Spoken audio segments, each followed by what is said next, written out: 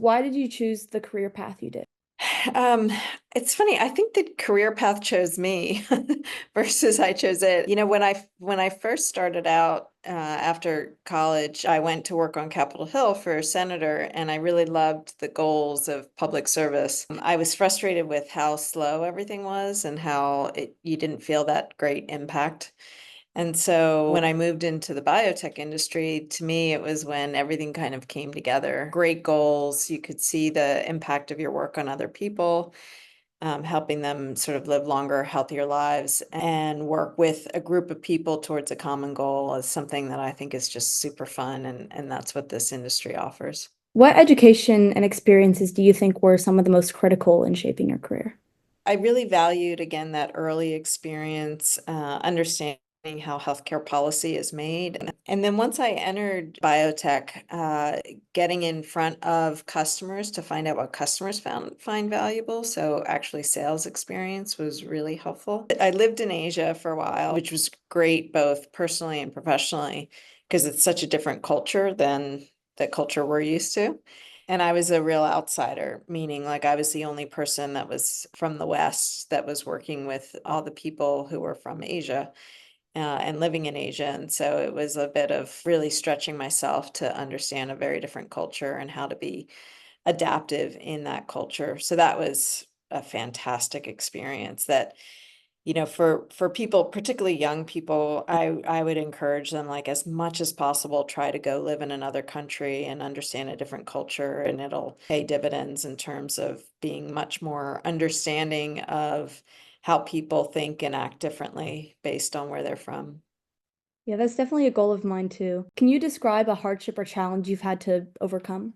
One in particular that comes to mind is right around the time when I was working on this team that was, again, trying to launch a new medicine, was also a time when I ended up having some health problems with my youngest son and working through the next sort of 2 years to make sure that he had the care and attention he need while also I was there for the people I work with. That 2 year period was particularly challenging, but also taught me a lot around what to really sort of care about, use your reserve of stress and anxiety for, and to focus oneself on control what you can control and then let some of the other parts that you just can't control go so that you can again be there for as a parent you want to be and then also for the teammates you have. So how do you think being a woman has changed or altered your experience in your career? I think it hasn't been more difficult. I can imagine though, like I can see back to when, again, I was working on the Hill and the fact that I was a young woman would have made my career more challenging there. But I've not felt that at Genentech. I think the times I have found it difficult, I would say, are just challenging times for young parents when they're having their family and being there for their family while also trying to work at the same time in sort of an intense way. But to me, that's something that I see just as many men struggle with as women. And I think it's just, the benefit of growing up, so to speak, at Genentech has been we've always had really good support groups around us to be able to tap into when you really feel like your reserves at the end. We have a really good group, a resource group that's called Genentech Women's Professionals, and that became my just like my friends and my family at work that would help me as I would face a challenging either professional or personal moment and be there to kind of coach me through it. That's really sweet. And it's very good that like companies nowadays have like these programs in place. Hmm. Hmm. Uh, Yeah, we um, call them DNA groups since Genentech is based on life or DNA. And we have 20 of them, which are everything from veterans to women to African Americans in biotech and pride. And I think they're really important. kind of on that, what's one unique or maybe interesting experience you've had in your career? I have to go to moving to Singapore, living there with my family, and really, for the first year of that experience, just feeling like such a fish out of water because, again, I was like one person who was so different than everybody else. But boy, what an incredible growth opportunity, and helped me really, I think, become much more empathetic around how does it feel to be somebody that might not be from a certain place or might not look like everybody else or might, just be different. And what does that feel like to enter into a team and be part of a group and find your way? And I think it made me a better person as a result of that experience. And certainly for my family, I think everybody really valued that as well for the same reasons. So, how, on that, do you think your work has really impacted your community or the world as a whole?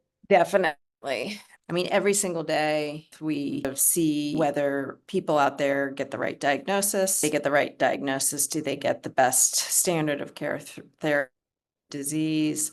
And then does that mean hopefully that they, live longer and better lives? And we see this both like en masse, like we might look at it across the country for all the people living with multiple sclerosis. And then you also hear very individual, very personal patient stories as well. And we often, because of the privileged spot that we're in working for this company, we often get asked by friends and family and neighbors and other colleagues to help and get involved for individuals. And so we can see that every single day with the work we do and how we try to help people with their diseases. So yes, it definitely creates.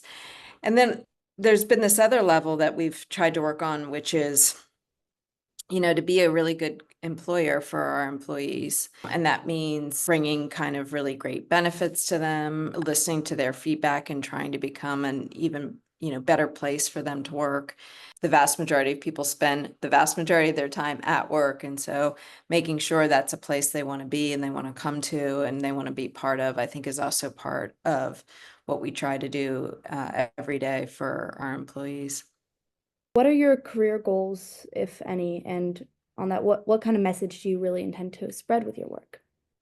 Yeah, I think my career goals now really are one of just trying to help the most number of people possible. And by that I mean our patients that live across the country. And I think the way to do that is to continuously look for where we've got great strengths and we want to preserve those strengths and we want to keep doing all that works and then be open to hearing about where we have shortcomings and challenge ourselves to get better and better and better at filling in on those gaps. Look, I don't think we're ever going to be perfect. It's not possible to be perfect, but we can always strive to listen, learn, and adapt and become our best selves possible. What advice do you have for young girls who are striving to make a difference in either their community or who are interested in entering your career field?